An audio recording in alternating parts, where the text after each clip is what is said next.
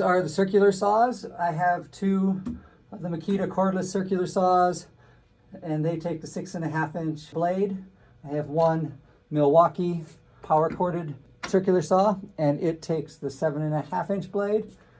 And we also have the worm drive circular saw, which also has a 7.5-inch blade size, and it takes 2 batteries. The circular saw is a very useful tool for quick cutoff of things on location. If you can't carry your lumber back to the miter saw or other saw, you might be using this to chop off a short piece of lumber to chop pieces down. It's going to be less accurate than if you go to the miter saw, but it is handy and it's portable. It's designed to cut straight cuts, not curves. This doesn't really do curves, although in the video I will show you how to do a slight curve. In construction sites, this is often used to chop 2x4 and that type of lumber, stick lumber, into smaller pieces. In theater, we're more likely to use this for cutting 3/4-inch plywood lids for platforms, particularly odd-shaped platforms, trapezoids, and other shapes, triangles, and that sort of thing. Cuts that you can't really make on a table saw or on a panel saw. Table saw and panel saw are really designed for 90-degree cuts on large sheet goods. Circular saw will likely be used for cutting 3/4-inch plywood most of the time. Safety operating procedures are posted on the tool or next to the tool. These procedures represent the most important safety operations and considerations while using this tool or equipment, but are not intended to be comprehensive coverage of every possible use. For more complete safety instructions, please refer to the tool and equipment user manuals. Do not use this machine unless you have been instructed in its safe use and operations and you are complying with college and departmental shop safety guidelines and procedures. Safety glasses are required and must be worn at all times. All saws require safety glasses as minimum eye protection. Hearing protection is recommended. This tool does generate loud and high-pitched noise during operation. For single cuts, the noise is brief, but if you are using this saw repeatedly, you should wear ear protection. Long or loose hair, neckties, and loose or baggy clothing must be contained. Tie back or tie up hair, roll up long sleeves, tuck in your shirt. A dust mask or respirator may be required for some operations, especially when cutting materials that create a lot of fine dust, such as homasote or Upsom board, masonite, or MDF materials. Rings, watches, and loose jewelry should not be worn. Gloves should not be worn while operating this tool. If they were to get caught in the blade, it could lead to serious injury. Pre-operational safety checks. Locate and ensure you are familiar with all machine operations and controls. Controls and adjustments may vary from tool to tool, particularly among different manufacturers of the same type of tool. Ensure the blade guard is present and properly functional. Adjust the guard if it hangs up or does not move freely. Do not operate if guards are missing or faulty. Check your workspaces and walkways to ensure that no slip or trip hazards are present. Pick up cut-off scraps. Sweep up sawdust regularly. Keep the table and the work area clear of all tools, off-cut lumber, and sawdust. Always set the blade to a minimum extension below the work. Never more than 1/4 inch of the blade exposed beyond the thickness of the material you are cutting. We're going to take the battery out because when you're messing with things and touching the blade and stuff, you want the battery to be removed. It has a feature where when it hits the wood, the guard goes up and the blade gets exposed. And then when you get through the wood, the guard snaps closed again, protecting it. So then when you put the saw down and the blade is still spinning, it just doesn't go and take off. This is your control for your depth. You want to adjust the depth to slightly more than the thickness of your material, much like the table saw. I would go for the deepest gusset here in alignment with your material, although this one's a little more forgiving than the table saw. If the blade's a little more extended, you're not putting yourself in significant additional danger, except if it kicks back and wants to sometimes it'll kick back, and if your leg happens to be there, could kick back into your leg. So you want to be aware of where you position yourself in relationship to the saw. But sometimes you only want to cut part way through, or sometimes you want to, you've got several things layered on top of each other, and you only want to cut through the first layer. So you may have to adjust the depth for that purpose. For now, I'm going to put it back up at full depth. And then you can also adjust this to angles. I very rarely need to do this, but this will allow you to cut with the saw at an angle. The guard does have this lever, so sometimes you need to, especially if you're going on an angle to something, if I'm not going straight on a 90-degree angle, I'm going on some other angle, sometimes this will want to catch underneath your wood, and you need to lift it up until you're fully into the wood, and then you can let go and take hold of the saw with your second hand. But ideally, your operation should be one hand here on the trigger and one hand here on the holding the other part of the saw. You can do this one with your left hand. The saw is on the left side, so it's easier to see if you're the saw blade if you're operating as a right-handed user. They do make left-handed versions of these saws. I don't know if they make left-handed versions of the cordless saw, but I have had left-handed versions of the saws before. That puts the saw blade on the other side and makes it easier for those of you operating with left hands to be able to see it. There is a trigger here.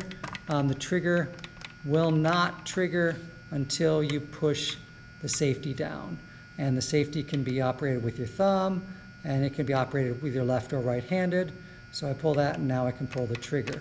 And if I go here left-handed, I can't pull the trigger. I push that with my thumb, and I can pull the trigger now. Operational safety checks. These are safety checks you must be aware of at all times while using the tool, and you must check them and perform them every time you use the tool on every single operation or cut. This saw is safest when held with two hands. Always hold with both hands when operating. Clamp or secure the workpiece to the table or to sawhorses for more control of the tool. 2 or more clamps will provide the stability you need. Position your work and the cut line so that the blade will not cut into the table or the sawhorses or any other surfaces. Allow the blade to come up to maximum speed before proceeding with the cut. Always start the tool with the blade not touching the wood or the work. Start it behind the work, come up to full speed, and then proceed forward. For models that have a power cord, pay attention to the location of the power cord so that the blade stays clear of it. You do not want to accidentally cut through the power cord. Ensure that the table or shoe of the tool remains flat against the surface of the material at all times. Do not tilt the nose up or lift the tail. Tilting the table left or right will make your cuts inaccurate. The shoe can be adjusted to cut angles, so do not try to freehand them by tilting the tool. After cutting, keep both hands on the tool and keep the blade away from the body until the blade stops and until the guard returns to a fully closed position. You need to be aware of how the guard is working before, during, and after each cut. Before clearing waste and debris, unplug the tool or remove the battery. Before making adjustments, unplug the tool or remove the battery. When you're using this saw, the shoe needs to be flat against the surface the entire time. So you need it to go like that, and you want it to be consistent all the way through. You don't want to lift up like that. You don't want to go down like that. You don't want to go like that, and you don't want to go like that. So it's real important that you maintain that contact the entire time. And in order to keep the wood from wobbling, you want to get some clamps and clamp it in place. The Irwin quick grips are the easiest. You just squeeze this trigger and it gets smaller and smaller and smaller. And then to release it, you pull this trigger and it comes back. So I can do it up like this, but now this thing is poking in my face. So if I turn it the other way, now it's not poking up into my face. And you want to use at least 2 because 1 will not secure it. That battery is dead. So we won't be using that battery. It needs to be recharged. I'll find another one.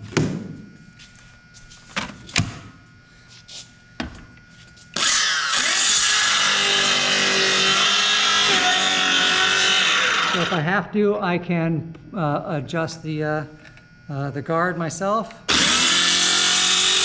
then once I'm all over the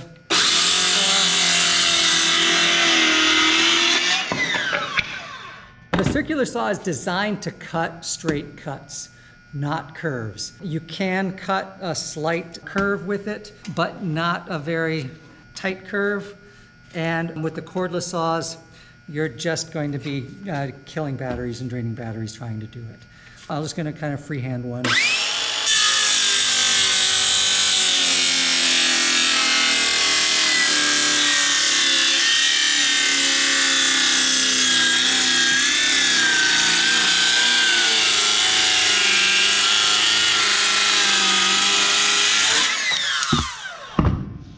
The saw did not like that at all. The batteries have not been charged, so I'm sitting here all summer, but you can kind of see I cut a curve, but it's a very slight curve. If you need to do this and it's a really subtle curve and you can follow a line, I recommend you get one that's run by a power cord as opposed to the cordless. The cordless saws only have a 6.5 inch diameter blade. The corded ones have a 7.25 inch blade, bigger blade, more power. The cordless ones have the smaller blades because if they had the bigger blade, they'd be draining batteries too fast. The 18-volt batteries just don't have enough oomph to muscle through those bigger cuts. Except I have a worm drive version of this saw.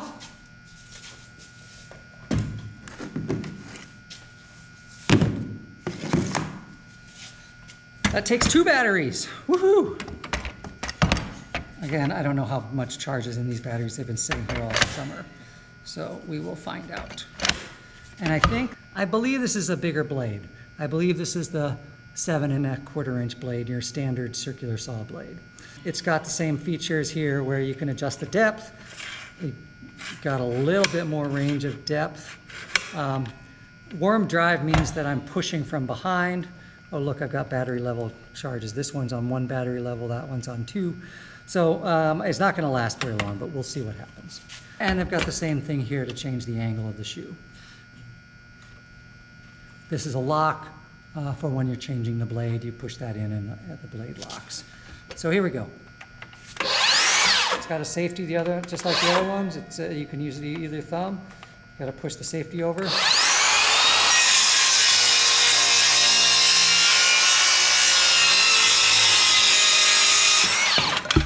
Much better control for this, so you can drive a much straighter line with this saw. I'm going to take that was kind of weak because this battery's on its last life. We'll just swap that out and try this one.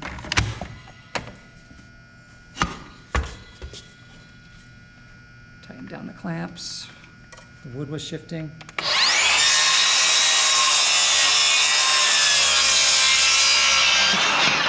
Yeah, it sounded much better. There was a definite difference of sound in the amount of power and the force that saw had. With all of the tools, you want to be able to recognize the sounds that it makes when it's working properly and when it's not working properly. This is a general thing that you have to do with all of the machinery and all of the tools and all of the saws. You want to know what they sound like, and you want to know when they're sounding like they're working too hard, or you want to know what they sound like when the battery's dying, or when it's about to kick back at you or do something dangerous or out of control.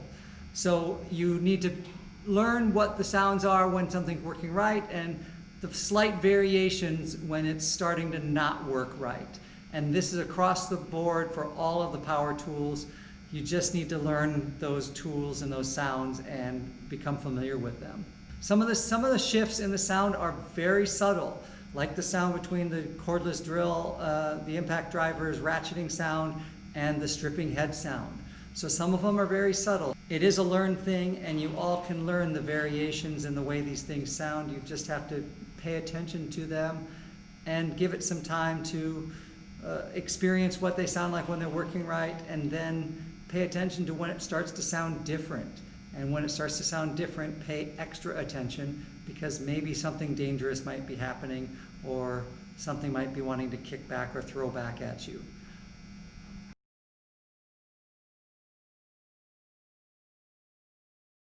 Suppose I need to cut this diagonal. If I'm going at this angle, the guard underneath here is going to hang up, and I'm going to have to help it. So I wanted to do a demonstration on how that should go. I'm following a line. I didn't explain this. I guess I should explain this. I'm following a line, and there are some markings here on the saw. And the markings are kind of variable depending on where you are cutting. If you're cutting on the inside of the line, if you're cutting on the outside of the line, and then when you change it to angles, this adjusts. But generally, you're trying to find where you need to line up to along this edge here. For most straight cuts, and this is the cutoff piece, I think I'm supposed to line up to this line. And that's what I'm going to try to do right now. So that helps you follow a line. You don't have to reach over and put your head over here and stare at the blade the whole time, although you do want to watch the blade as well. So when I get part way through, or even when I start going, I'm going to want to hold this up until I get fully onto the block of wood.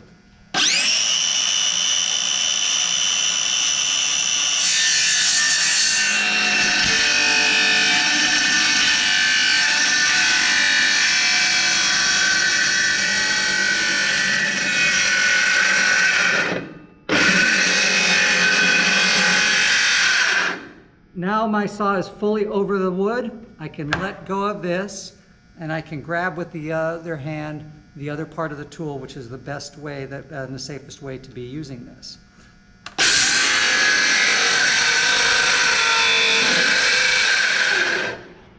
And I'm caught on something. Oh, I am caught.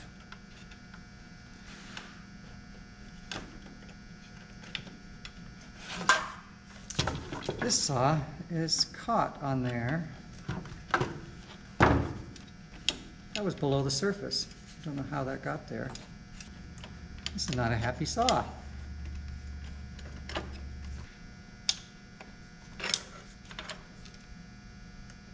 That is not really where it's supposed to be when it locks. But we can make it work.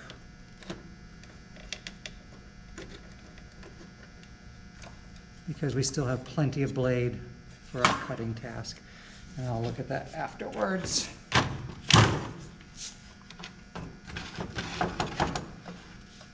So here we are, adjust it again.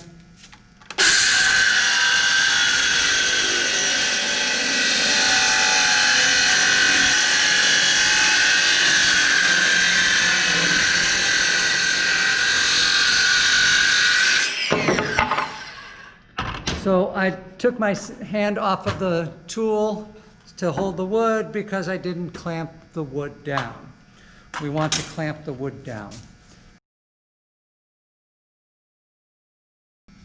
Now let's suppose I have to make a cut. That's right here in the wood. And I'm just going to make a line. It's not going to be a perfectly square one. I'm just going to draw a line. That's my cut.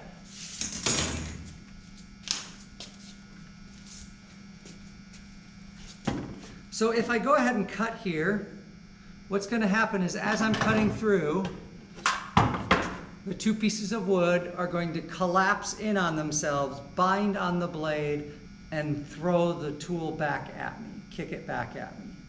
So this is kind of one of those things you don't want to do. You don't want to cut between two sawhorses. You want to do one of two things. You want to either move your cut to the outside of the sawhorse and cut that so this piece falls, or if you need to, get yourself a third sawhorse. I'm going to adjust this a little bit so I can cut from here.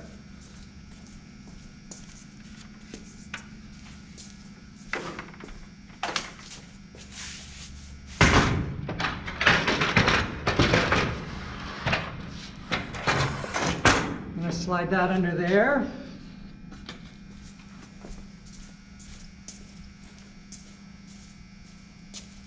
Now this piece is supported. It's also my scrap piece. If I want to be more supported, I can get even closer. That would be even better. If I can get this kind of halfway balanced on the sawhorses. If I get most of it on this side, it's still going to collapse in on me. But now I've got this piece fully supported by two sawhorses, and I've got this one by there.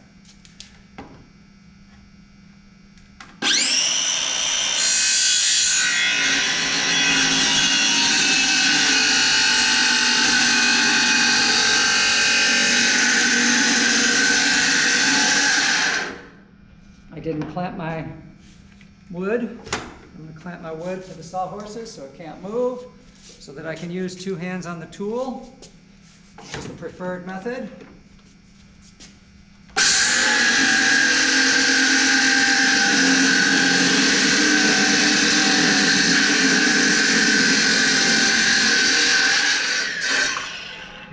And that's the safer way to cut between two sawhorses. You want a third or fourth sawhorse to support it, or get someone to hold the scrap piece and catch it while you cut it. These are potential hazards to be aware of while operating this tool.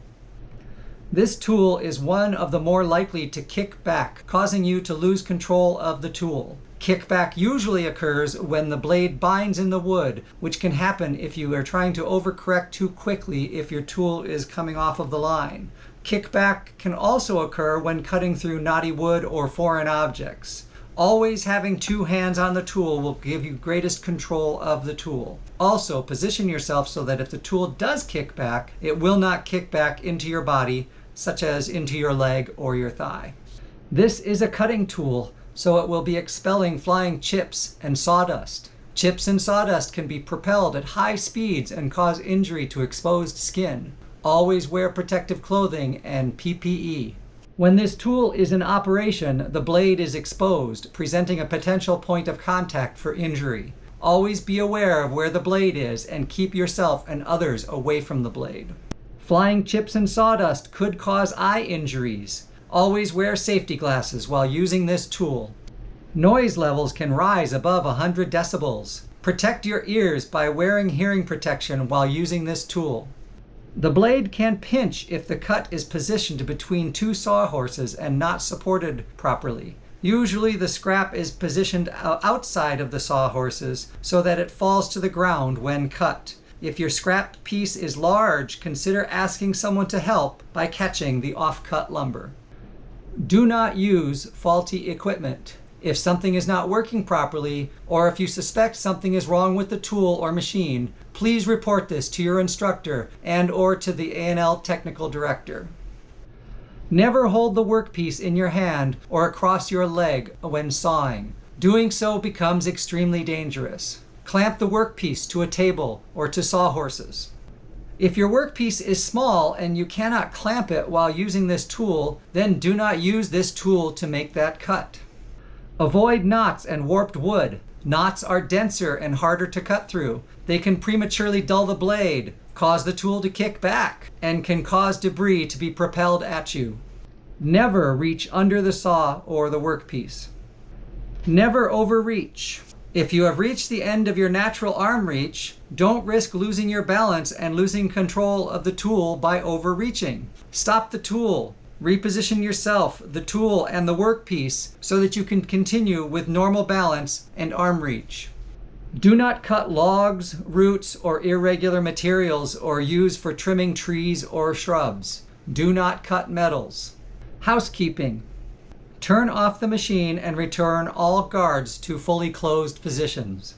Put the tool away clean and with the cord neatly dressed. Blow compressed air into the tool to dislodge loose sawdust and to keep the tool clean. Pick up waste material immediately.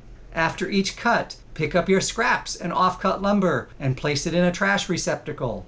Sweep up sawdust regularly to keep the floor from becoming a slip hazard. Dust off counters and tables. Put your sawhorses away. When you're putting away your tools, you want to coil the cable and put it away properly. Now there's 2 or 3 methods of doing the cable coiling and dressing the cable and putting the tool away properly. I'm going to tell you which ones are better and which ones are not so good for the tool. The first one you'll see is if it has a zip tie or a tie line on it. That's real easy.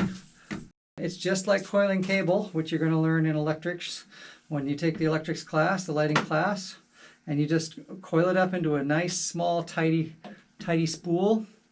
And then you take that Velcro tie, you see the tie, and you just wrap it around, and that bundles it. And that helps, and then you can just sort of tuck it around the tool and then put it away. The second way to do the cable is to, first of all, untangle your mess here. This one was not put away thoughtfully or with any care to the next person using it or the tidiness of the tool room. So you take your cable and you fold it in half, especially with a long cord. This is really good.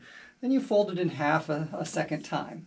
So you get it till it's about around 2 feet, 18 inches to 2 feet, and then you take this end, loose end, not the end that's closest to the tool, but the end that's furthest from the tool, and you just go wrap it around, and then you pull these loops through, and it makes a nice, tidy little bundle, and that is ready to be put away neatly. The third method, not so effective and not really very preferred, is to take your tool and to just wrap it around a lot. This doesn't really secure it. You can sneak it through here in the end if you want. But what this does is this puts a little bit of a strain on this part of the cord as it goes into the housing and the motor. And it's got a strain relief on there. That's that extra rubber there. But you're going to, if you do this often, you're going to prematurely wear that, and you're going to have to replace your cord faster than you would otherwise. If it doesn't have a Velcro tie on it, then do the fold in half method. Fold it in half a second time, and then take these ends and just tie it in a nice loop.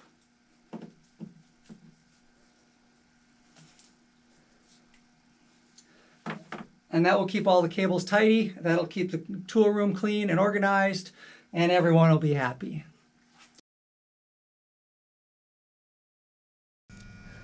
This is one of your more advanced cuts.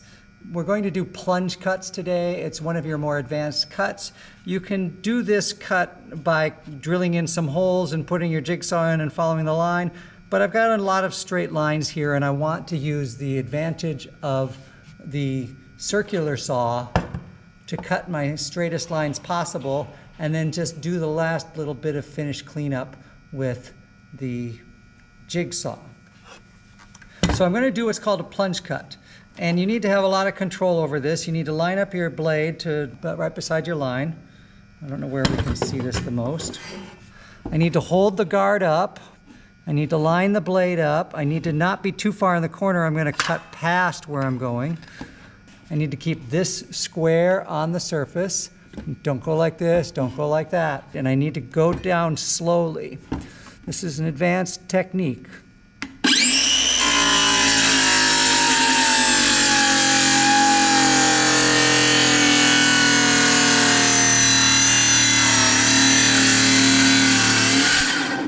Now I'm all the way in, I can go forward and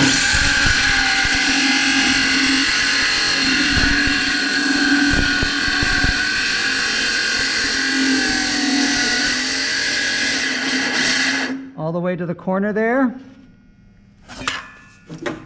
but not past the corner, because as you can see with the blade is curved, so the corner of the blade is going to be there, but the cut is actually going to have a slight angle as it goes to the bottom, and it's not going to be exactly in the corner all the way through.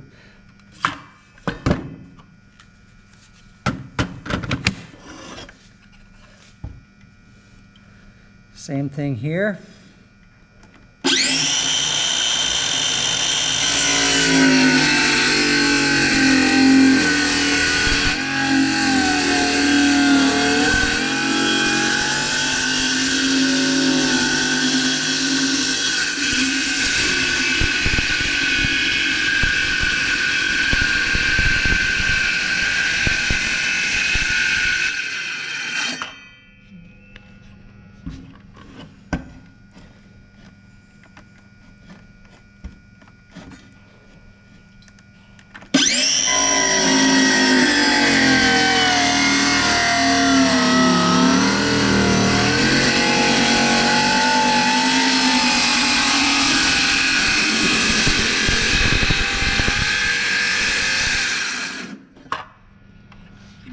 finish this off into the corner, I can do that.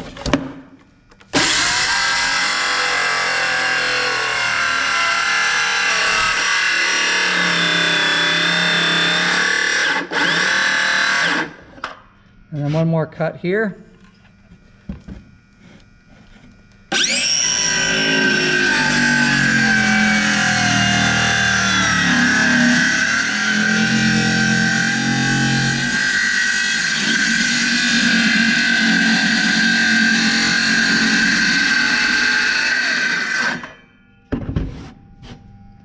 I've made all my initial cuts. Now I can come back with the jigsaw. The jigsaw blade is a lot thinner than the circular saw.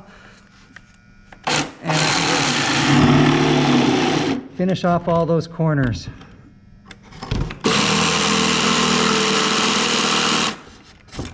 Until the piece falls out.